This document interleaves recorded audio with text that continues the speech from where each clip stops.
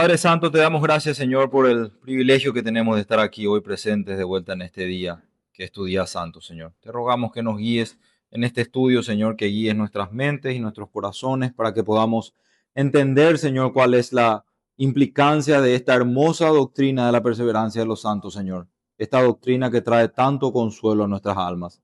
Te rogamos, Señor, que nos guíes en todo esto en tu santo nombre. Amén. Hermanos, hemos llegado a la quinta de las 5 doctrinas de la gracia que se ejemplifican en el acróstico TULIP. La de hoy, que es la última, es la perseverancia de los santos. Y si bien esta es una doctrina que está sólidamente fundamentada en las escrituras, y si bien las escrituras son efectivamente la fuente de esta doctrina también es una consecuencia lógica de todo el sistema doctrinal que venimos desarrollando, que hemos visto hasta aquí. Esta doctrina, simbolizada por la P, centra nuestra atención en la experiencia del creyente. Y vamos a ver hoy por qué decimos que esto es así. Conectando esta doctrina con la que vimos el domingo pasado, que es el llamamiento eficaz, estas verdades que veremos hoy proveen la seguridad para todo creyente de que ellos permanecerán en ese llamado eficaz que han recibido. Entonces, hoy vamos a mirar algunos de los artículos del capítulo 4 de los cánones, que es donde se habla de esto, y también si quieren abrir ya sus confesiones en el capítulo 17, hoy vamos a revisar los 3 párrafos que contiene ese capítulo. Y como ya bien saben, lo primero que tenemos que hacer es analizar la respuesta o la protesta que presentaron los arminianos en contra de esta doctrina que era, ellos llamaban la doctrina calvinista de esto, y cómo los cánones, vamos a ver después, respondieron a eso. Así que voy a empezar leyéndoles el artículo de protesta de los arminianos. Ellos lo titularon artículo 5, seguridad en Cristo y en el Espíritu. Dice así su artículo: que aquellos que están incorporados en Cristo por una fe verdadera y de esta manera se han hecho partícipes de su espíritu vivificante, tienen por lo tanto pleno poder para luchar contra Satanás, el pecado, el mundo y su propia carne, y para ganar la victoria, siendo bien entendido que esto es siempre a través de la gracia asistente del Espíritu Santo, y que Jesucristo les asiste por medio de su Espíritu en todas las tentaciones, extendiendo a estos su mano. Y aquí quiero que presten mucha atención cómo continúa el artículo. Y si solo están listos para el conflicto y desean su ayuda y no están inactivos, les impide caer. De modo que ellos, por ningún artimaña o poder de Satanás, pueden ser engañados ni arrancados de las manos de Cristo, según la palabra de Cristo en Juan 10:28, que dice: nadie los arrebatará de mi mano. Pero, dice después el artículo, para concluir, si son capaces por negligencia de abandonar de nuevo los primeros comienzos de su vida en Cristo, regresando nuevamente a este mundo malvado presente, apartarse de la santa doctrina que les fue dada, de perder esa buena conciencia, siendo desprovistos de gracia, dicen los artículos arminianos, eso debe ser determinado más particularmente de las Sagradas Escrituras antes de que pueda enseñarse esto con plena persuasión de sus mentes. Entonces, la doctrina arminiana, que de hecho ellos mismos la titulan la seguridad en Cristo, es muy importante que veamos primero que tiene un fuerte énfasis en la participación de la voluntad del hombre en su salvación. Ustedes recuerdan que nosotros habíamos hablado de la elección, de que los artículos arminianos presentan una doctrina de la elección. Ellos no niegan que haya una elección, pero ¿cuál era el fundamento de esa elección? No era el decreto de Dios en la eternidad. ¿Cuál era la condición que estaba en los artículos arminianos para la elección? El preconocimiento de quienes habrían de elegir. Y habíamos dicho que por qué esa no es una elección incondicional como en las doctrinas reformadas y es condicional, porque hay una condición. Realmente hay una condición para que Dios elija al hombre, y es el hecho de que él sabe que la habrían de elegir. Lo mismo ocurre en esta doctrina. Ellos en un sentido están afirmando la perseverancia de los santos, pero solo si se cumple una condición. Y vamos a ver bien cuál es esta condición. La primera frase que ellos tienen, que dice aquellos incorporados en Cristo por una fe verdadera, nos da la pauta de que efectivamente están hablando de creyentes. Pero ellos sostienen que estos creyentes recibirán la asistencia del Espíritu Santo y la asistencia de Jesucristo mismo para perseverar solo si se cumple esta condición, que es si están listos para el conflicto, si desean su ayuda y si no están inactivos. Entonces, finalmente para ellos el perseverar en la fe depende en su fundamento de la disposición del hombre. Y otra cosa que hay que notar también al final del artículo es que si bien ellos no afirman efectivamente o enfáticamente que se pueda caer de la gracia, tampoco afirman que no se pueda caer de la gracia. Entonces, ellos no lo afirman enfáticamente, pero eso termina siendo una conclusión lógica de su sistema doctrinal también. Así como esta doctrina reformada, al verlo a la luz de todas las doctrinas de la gracia, es una conclusión lógica para nosotros, hay una conclusión lógica a la que tenemos que llegar o a la que cualquier arminiano en la práctica, si es consistente con lo que confiesa, llegará. ¿Y cuál es esa conclusión o deducción lógica? Que en este sistema doctrinal de ellos, aquel creyente que empieza a tener ese sentido de inactividad espiritual, que empieza a dejar de ser diligente, que empieza a ser derrotado una y otra vez por el pecado, por las artimañas de Satanás o por el mundo, inevitablemente dudará de su salvación y puede dudar constantemente de que efectivamente haya sido salvo y de que cada vez que peca está perdiendo de vuelta esa salvación. Es una conclusión lógica de su sistema doctrinal.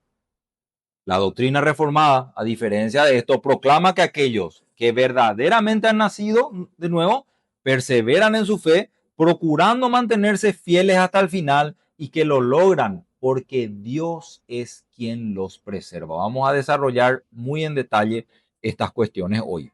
Esto bajo ningún punto significa que deban los creyentes mantener su salvación por algún tipo de obra que sea meritoria, sino que ellos van a perseverar porque esa es la promesa de Dios y sus obras serán la evidencia externa de una fe verdadera.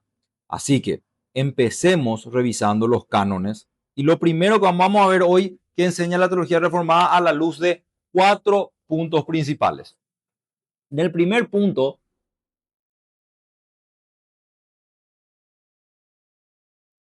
vamos a hablar de verdaderos creyentes. Los cánones, así como también la confesión en su capítulo 17, párrafo 1, hace primero una alusión a que solo los creyentes verdaderos reciben la gracia de esta perseverancia. Dice el artículo 1 del capítulo 4 de los cánones, a los que Dios llama conforme a su propósito, a la comunión de su Hijo, nuestro Señor Jesucristo, y regenera por el Espíritu Santo, a estos les salva ciertamente del dominio y de la esclavitud del pecado. Y esto se complementa con lo que está en el capítulo, artículo 3 también del capítulo 4, que dice, a causa de estos restos de pecado que moran en el hombre y también con motivo de las tentaciones del mundo y de Satanás, los convertidos no podrían perseverar firmemente en esa gracia si fuesen abandonados a sus propias fuerzas. Entonces, ¿qué es lo que vemos nosotros que primeramente hacen los cánones? Abordan directamente la idea de que un creyente no podría, nunca podría perseverar en sus propias fuerzas, afirmando que efectivamente si la salvación se pudiese perder y si dependiese de qué tan activos espiritualmente son los creyentes a lo largo de toda su vida, ciertamente todos la perderíamos. Y eso es lo que dicen los artículos arminianos, que el Señor solamente asiste a aquellos que son espiritualmente activos. Cualquiera puede sentirse en algún momento en una frialdad espiritual, sentirse que está siendo inactivo espiritualmente, que está siendo derrotado una y otra vez por un pecado, y dentro de ese sistema doctrinal arminiano, ¿qué es lo que va a pasar? Seguramente muchos de nosotros antes de entender estas doctrinas creíamos que perdimos nuestra salvación, ¿verdad? Yo creo que muchos habrán experimentado esa sensación antes de entender de que esto realmente no se puede perder. Es una conclusión lógica de un sistema como ese. Pero ¿cuál es el fundamento para el cual o por el cual nosotros podemos llegar a la conclusión de que efectivamente perderíamos nuestra salvación? Hay un fundamento, hay una doctrina que pone las bases para que nosotros creamos esto como reformados, y es la doctrina del pecado original, hermanos. Es la doctrina que enseña acerca de los efectos de la caída y el remanente de pecado que sigue habiendo en nosotros. Ese pecado remanente en nosotros nos inclina constantemente a pecar y nos inclinaría, de ser posible, a perder nuestra salvación o a caer de esa gracia si fuese posible. Entonces, el primer punto de la doctrina reformada de la perseverancia es que esta gracia de perseverar es solamente para los verdaderos creyentes. ¿Y por qué podría ser importante que nosotros entendamos esto? Yo creo que es muy importante porque creer que la salvación se puede perder, hermanos, casi siempre tiene que ver con la experiencia humana. No tiene que ver con algo que la palabra de Dios explícitamente enseñe. Si es que hay personas que dicen encontrar o tener versículos al respecto, estos son versículos utilizados fuera de contexto. Lo más común es que se crea que la salvación se puede perder por causa de la experiencia humana. ¿En qué sentido? En el sentido de que seguramente muchos de nosotros conocen a alguien con quien han compartido durante mucho tiempo en la iglesia, a quienes consideraron hermanos durante mucho tiempo, y sin embargo, de repente, ese que parecía ser un hermano y que aparentemente daba verdadero fruto de arrepentimiento, comienza a flaquear y comienza a ir en detrimento a tal punto de entregarse completamente al pecado y extraviarse. Esa es la experiencia humana más común que nos hace creer que la salvación se pueda perder. Y debemos de tener una respuesta. ¿Cuál es una respuesta reformada a esa experiencia tan común que posiblemente muchos de ustedes experimentaron? La respuesta corta es que esas personas nunca fueron salvas, nunca fueron verdaderamente creyentes. Por eso es que el primer punto de la doctrina reformada es que la perseverancia es solo para los verdaderos creyentes. En Mateo 13, nosotros tenemos una respuesta bíblica en la parábola del sembrador de cómo es que esto puede ocurrir, cómo es que esto se da. Nuestro Señor explica que aquellos que parecen dar frutos verdaderos son como la semilla que se tira o en pedregales o en espinos. El Señor, cuando explica esta parábola a sus discípulos, les dice que son de corta duración, que no producen verdaderos frutos y que finalmente se secan. ¿Y por qué es que se seca finalmente esa semilla? El Señor es enfático, porque no tenían raíz, porque no eran verdaderamente creyentes, solamente daban una apariencia de creyentes, lo cual es un contraste en contra o a la luz de la semilla que cae en buena tierra, ¿verdad? Que sí tiene raíz. También esto se confirma con 1 Juan 2:19, que dice, salieron de nosotros, pero no eran de nosotros, porque si hubiesen sido de nosotros, habrían permanecido con nosotros, pero salieron para que se manifestase que no todos son de nosotros. Así que la experiencia humana es algo que nosotros podemos decir que efectivamente la vivimos y efectivamente las escrituras inclusive confirman de que tendremos esta experiencia. Esta experiencia. Salieron de nosotros y nos quedamos pensando, ¿por qué? ¿Por qué salieron de nosotros si parecía que eran de nosotros?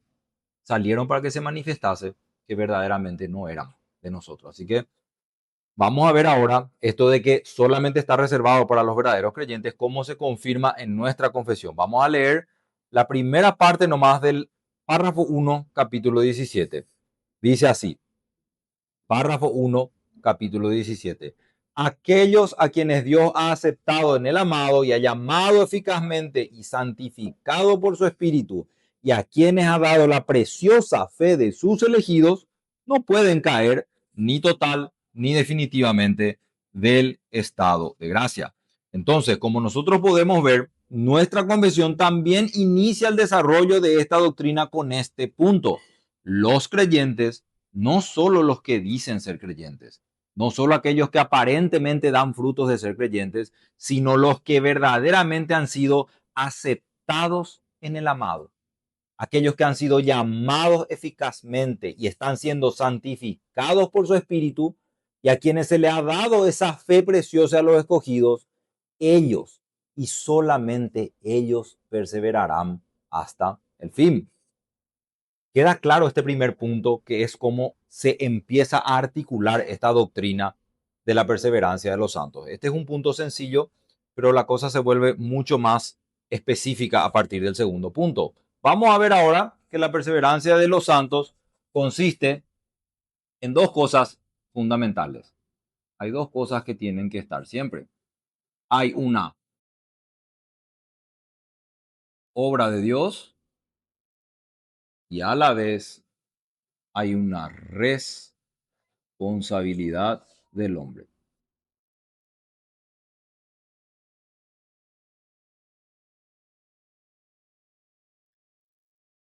Entonces, nuestro segundo punto es que la perseverancia de los santos consiste en estas dos cosas. Por un lado, Dios es quien preserva a su pueblo hasta el fin por causa de su promesa de la redención. Pero por el otro lado, es también el pueblo de Dios quien persevera hasta el fin como resultado de la gracia salvadora. Así que Dios preserva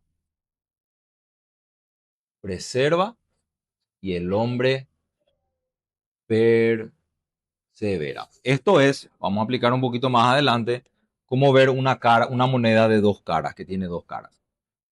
Dice el artículo 4 del capítulo de los cánones: si bien ese poder de Dios, por el que norma y guardan la gracia a los creyentes verdaderos, es mayor que el que les podría hacer reos de la carne, sin embargo, los convertidos no siempre son de tal manera conducidos y movidos por Dios que ellos en ciertos actos especiales no puedan apartarse por su propia culpa de la dirección de la gracia y ser reducidos por las concupiscencias de la carne y seguirlas. Y dice aquí el capítulo 4 de los cánones: por esta razón, a pesar de que el poder de Dios es quien los norma y los guarda, por causa del pecado remanente, también deben velar y orar constantemente que no sean metidos en tentación.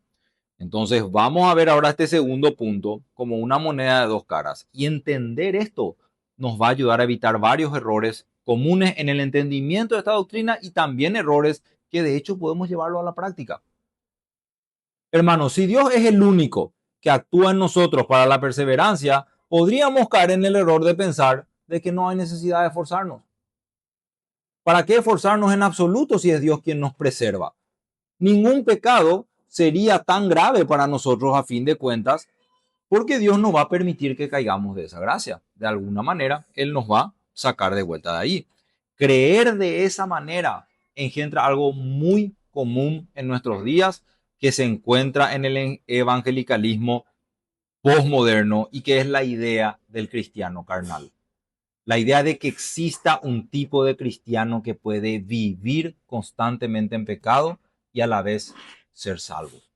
Esta clase de errores en la doctrina son los que producen estas ideas que realmente son erróneas. Y creo que ese debe ser uno de los engaños más grandes del evangelicalismo común y superficial de nuestra época. Pero también está el otro extremo.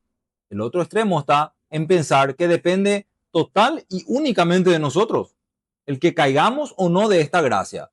Y esto nos llevará, si realmente somos sinceros, a constantemente dudar nuestra salvación. Si realmente creemos que depende solamente de nuestro esfuerzo, habrá muchos momentos en nuestra vida en los que terminaremos dudando de nuestra salvación. Así que el balance correcto para entender esta doctrina está en entender cómo es que Dios, por su poder, preserva a su pueblo, pero a la vez es también el pueblo el que persevera como resultado de la gracia salvadora. Vamos a leer un poco más ahora el artículo párrafo 1 del capítulo 17 de nuestra confesión. Vuelvo a leer desde el principio. Aquellos a quienes Dios ha aceptado en el amado y ha llamado eficazmente y santificado por su espíritu, y a quienes ha dado la preciosa fe de sus elegidos, no pueden caer ni total ni definitivamente del estado de gracia, sino que ciertamente perseverarán en él hasta el fin y serán salvos por toda la eternidad. puesto que los dones y el llamamiento de Dios son irrevocables, por lo que Él continúa engendrando y nutriendo en ellos la fe, el arrepentimiento, el amor, el gozo, la esperanza y todas las virtudes del Espíritu para inmortalidad. Y aunque surjan los azotes, y aunque surjan y les azoten muchas tormentas e inundaciones, nunca podrán, sin embargo, arrancar del fundamento y de la roca a que por la fe están aferrados. A pesar de que por medio de la incredulidad y las tentaciones de Satanás, la visión perceptible de luz y el amor de Dios puede nublárseles y oscurecérseles por un tiempo, Él, sin embargo, es aún el mismo. Y ellos serán guardados, sin duda alguna, por el poder de Dios para salvación, en la que gozarán de su posesión adquirida al estar ellos esculpidos en las palmas de sus manos y sus nombres escritos en el libro de la vida desde toda la eternidad. Entonces, vamos a analizar un poco este párrafo del capítulo 17. Fíjense primero cuál es el fundamento de esta doctrina, a quienes Dios ha aceptado en el amado. Esta no es una frase que está ahí por casualidad. De hecho, está tan bien pensada esta frase que apunta o puede hacer alusión a una sola cosa: aquellos quienes ha aceptado en el amado. Hermanos, está hablando del pacto de redención. Esto está fundamentado en nuestra teología del pacto, y vemos aquí ya de entrada el pacto de redención. La perseverancia del creyente tiene sus raíces en ese pacto intratrinitario. Por ende, esta verdad fluye primeramente ¿de dónde? Del amor que el Padre tuvo y tiene hacia el Hijo. Aquellos a quienes Dios ha aceptado en el amado. ¿Quién es el amado de Dios? Jesucristo. Así que vemos primeramente cómo ese pacto intratrinitario, el pacto de redención, es el fundamento principal. Y como Cristo es luego el mediador también del pacto de gracia, nosotros, por estar unidos a Él por medio de ese pacto, ¿qué somos ahora? Aceptados por Dios. Aceptados por Dios en el amado. Qué hermoso como la teología del pacto permea y moldea por completo esta doctrina de la perseverancia. Podríamos decir que Dios, que no puede mentir, preservará a su pueblo por causa de esa promesa de redención que Él ha hecho. Entonces, esta doctrina, esta cara de la moneda, como les había dicho, vamos a desarrollarla mucho más adelante ahora en los siguientes puntos. Pero quiero que vean que otra cosa que encontramos en este primer párrafo es la otra cara de la moneda. Es un lenguaje metafórico con un énfasis en la santificación del creyente. Ahí es donde entra la segunda parte, que es nuestra responsabilidad. Dice que hemos recibido dones irrevocables y continúa que el creyente, con su voluntad renovada, para usar la palabra que usan los cánones, velando, debe mantenerse velando. ¿A través de qué? De un constante arrepentimiento, amor, gozo, esperanza, y después se incluye todas las virtudes del Espíritu para inmortalidad. Así que, así como esto empieza con su fundamento en el pacto de redención y el pacto de gracia, la promesa de Dios hecha que no puede ser quebrantada, también después en ese mismo párrafo encontramos un lenguaje metafórico que habla de la santificación. Habla de que el creyente ha recibido dones y que debe velar y estar en oración constantemente para no caer en tentación. Me pareció muy oportuno también, para profundizar en esta parte de la doctrina, meditar en la pregunta 39 del Catecismo de Bedón. En esa pregunta encontramos lo siguiente: ¿cuáles son los beneficios que en esta vida acompañan o se derivan de la justificación, la adopción y la santificación? ¿Cuáles son los beneficios que se derivan de nuestra salvación, de nuestra redención? Respuesta: los beneficios que están en esta vida, que en esta vida acompañan o se derivan de la justificación, adopción y santificación, son la seguridad del amor de Dios, la paz de conciencia, el gozo en el Espíritu Santo y, fíjense esta parte final, el crecimiento en la gracia y la perseverancia en esta hasta el fin. Es un beneficio de la redención que el creyente crezca en esta gracia y que el creyente sea capacitado para él también perseverar hasta el fin. Es un beneficio, hermanos.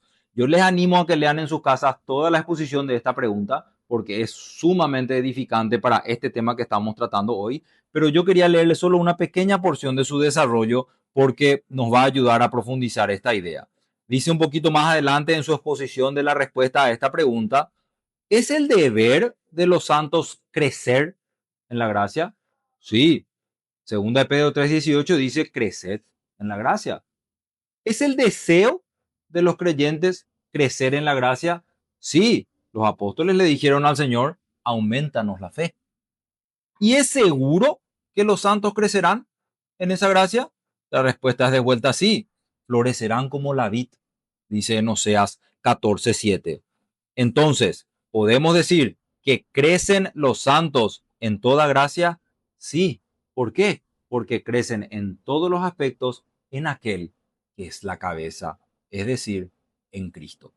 No solamente es una responsabilidad nuestra perseverar en esta gracia, sino que es una confirmación, es una promesa del Señor de que creceremos en esta gracia, de que perseveraremos en el fin, y eso es porque también nosotros crecemos en todos los aspectos de nuestra cabeza, que es Cristo.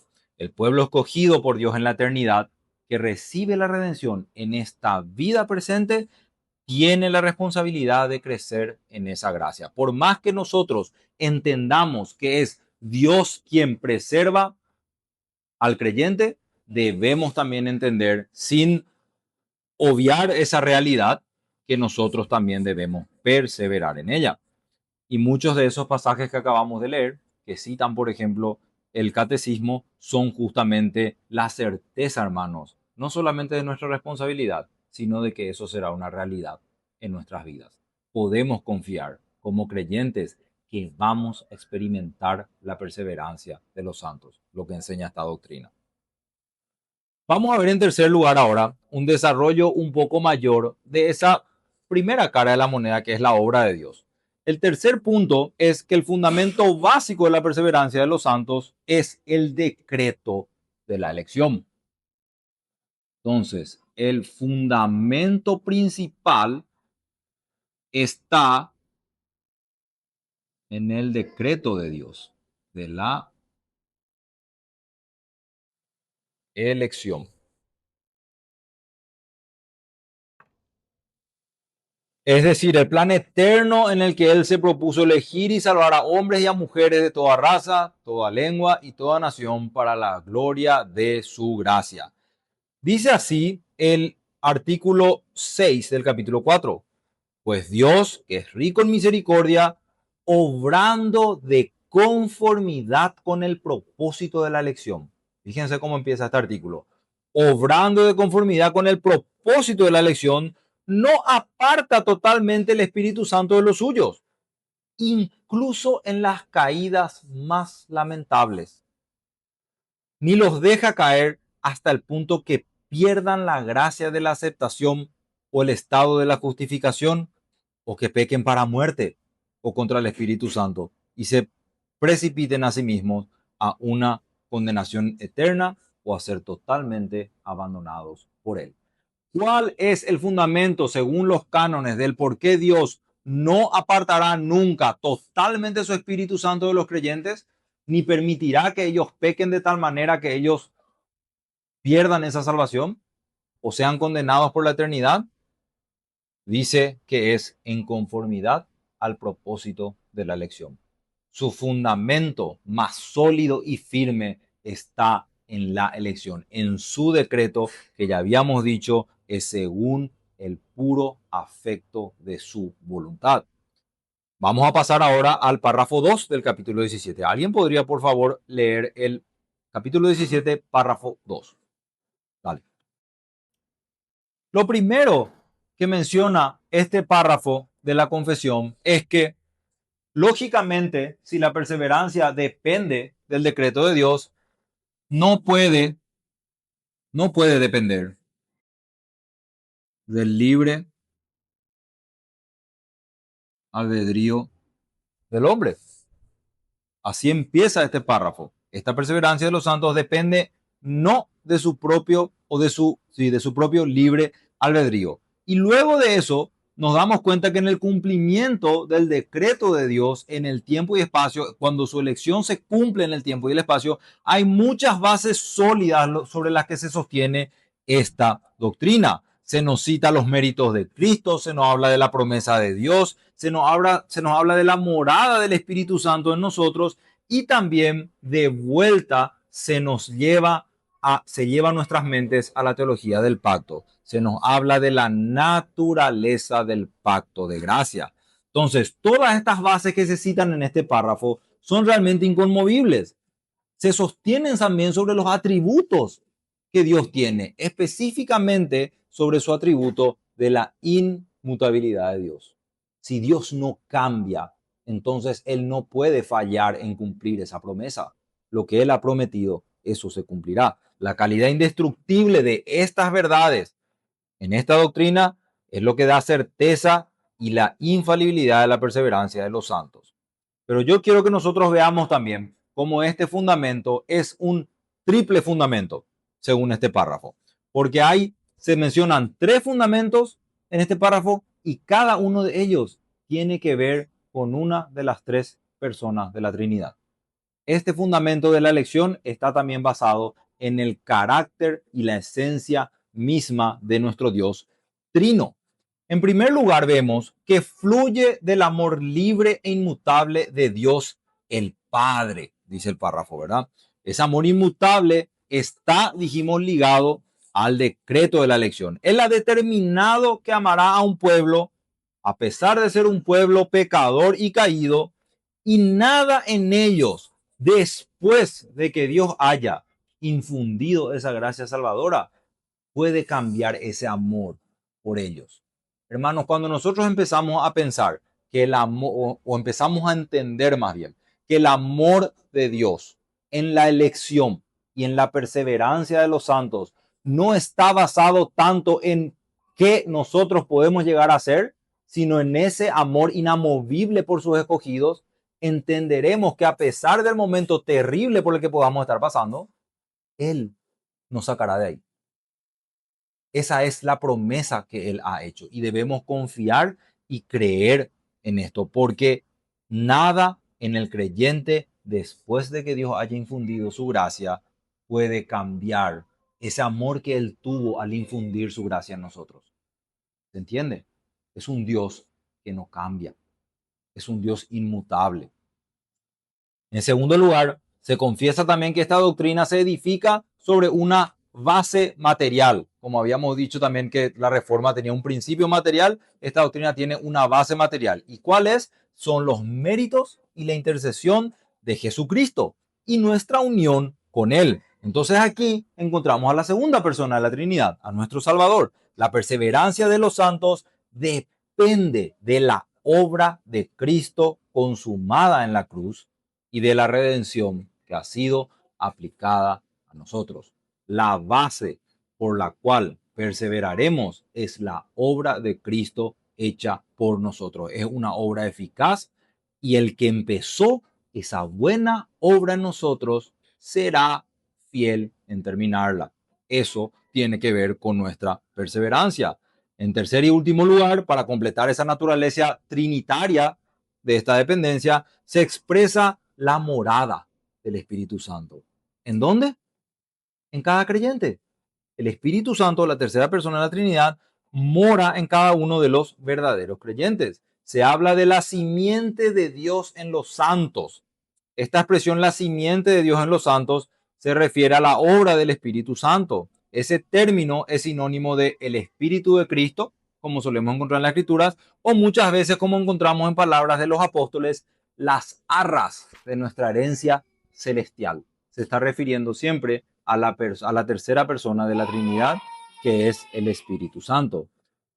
Entonces, como el Espíritu Santo ya mora en la vida del creyente verdadero, esa perseverancia, hermanos, está también asegurada. Así que podemos ver cómo Dios el Padre, Dios el Hijo y Dios el Espíritu Santo, todos obran de manera conjunta para que esa perseverancia sea una realidad.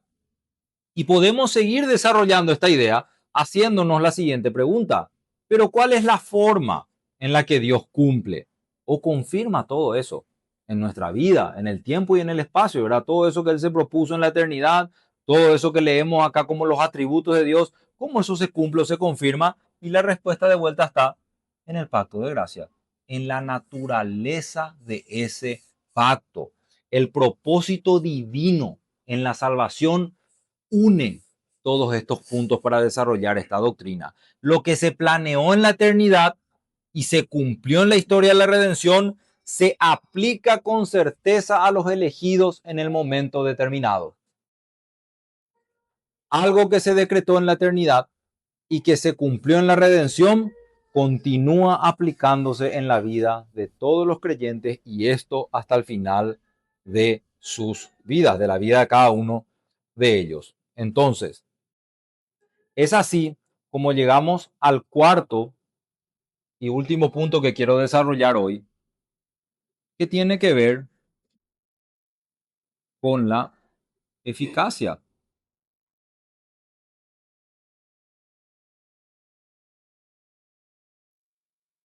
Y ahora vamos a tocar un tema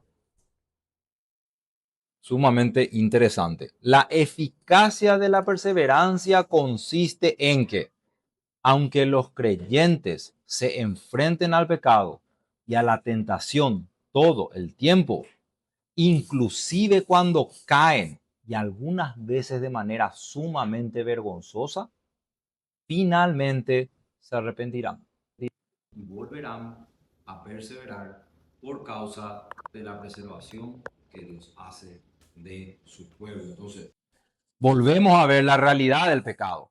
La realidad del pecado remanente en nosotros hace que muchas veces nosotros pensemos desde esta perspectiva que lo hemos perdido, ¿verdad? Vamos a desarrollar ahora eso más en detalle, estamos hundidos en pecados, sentimos que hemos perdido nuestra salvación y sin embargo el hecho de que Dios sea quien nos preserva, ¿qué hace? Vuelve a producir ese arrepentimiento en nosotros para que nosotros podamos salir de ese pozo y perseverar hasta el fin. El capítulo que vamos a leer, el párrafo que vamos a leer de la confesión, el último y el tercero, es sumamente fuerte. Pero vamos a empezar con los cánones. El artículo 11 de los cánones dice: entre tanto, la Sagrada Escritura testifica que los creyentes en esta vida luchan contra diversas vacilaciones de la carne y que puestos en grave tentación, y fíjense en esto, no siempre experimentan la confianza absoluta de la fe ni la certeza de la perseverancia. Hay momentos en nuestra vida que por causa del pecado nosotros no perdemos la perseverancia, perdemos la certeza, esa sensación de que realmente seremos salvos hasta el fin. Se pierde esa sensación, pero es clave como lo dicen los cánones. Pero Dios, el Padre de toda consolación, no les dejará ser tentados más de lo que puedan resistir, sino que dará también juntamente con la tentación la salida, según está en 1 Corintios 10:13. Entonces, en este último punto, nosotros tenemos que ver que la certeza de la perseverancia se desarrolla de vuelta a la luz del pecado, a la luz del pecado que hay remanente en el creyente.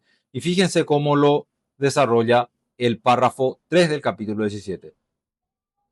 Y aunque los santos, y aquí hace un paréntesis, por medio de la tentación de Satanás y del mundo, la prevalencia de la corrupción que queda en ellos y el descuido de los medios para su preservación, cierro paréntesis, y aunque los santos caigan en pecados graves y por un tiempo permanezcan en esos pecados, por lo cual incurren en el desagrado de Dios, contristan a su espíritu, llegan a tener sus virtudes y consuelos dañados, su corazón endurecido y su conciencia herida, lastiman y escandalizan a otros, y fíjense en esto, y traen juicios temporales sobre sí mismos, Y acá cierro el paréntesis. Aún así, aún ante ese panorama muy desalentador, aún así renovarán su arrepentimiento y serán preservados por medio de la fe en Cristo Jesús hasta el fin. Entonces, nosotros vemos en este párrafo, vamos a llamarle un trío de el diablo,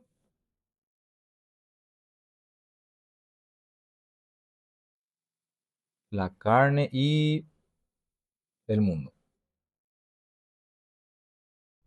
Eso es lo que nosotros vemos a lo que se va a hacer alusión aquí. Dice, como los medios por los cuales el creyente seguirá siendo tentado a pesar de ser salvo. Y también estas son las causas por las cuales siguen cometiendo estos pecados. Sin embargo, se nos recuerda que ese terrible trío ha sido ya superado por la obra de Dios.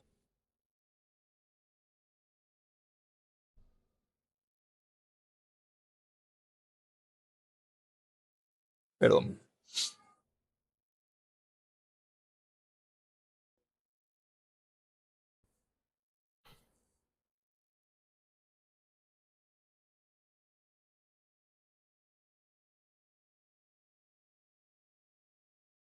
Este trío ya no tiene fuerza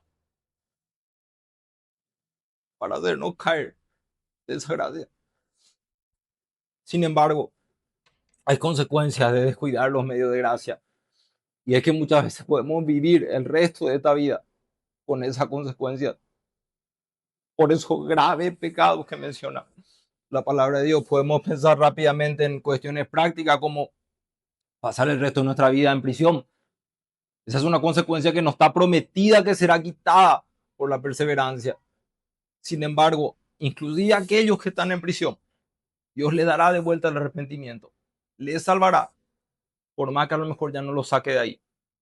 Entonces, realmente este párrafo, no, les pido disculpas, pero este párrafo habla de lo grave que es no velar, no orar constantemente, no ser diligentes, porque no vamos a perder la salvación. Pero ¿qué pasa si recibimos juicios en los que tengamos que permanecer el resto de esta vida?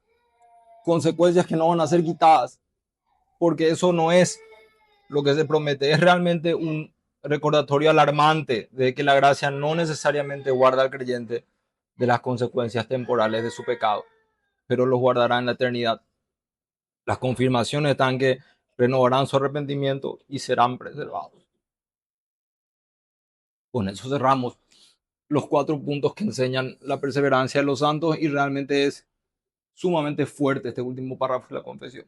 Es realmente cuando uno medita en eso, realmente dice, wow, qué responsabilidad también tengo yo, aparte de creer en que esto es un don que Dios nos ha dado, qué enorme la responsabilidad del creyente.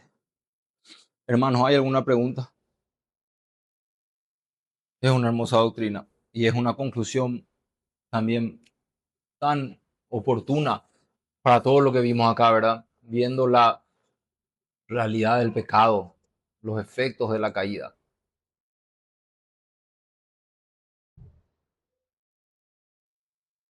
La elección incondicional de Dios,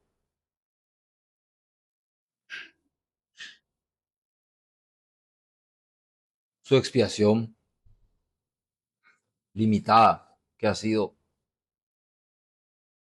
hecha por nosotros y esa gracia irresistible. Todo eso concluye en que perseveraremos hasta el fin.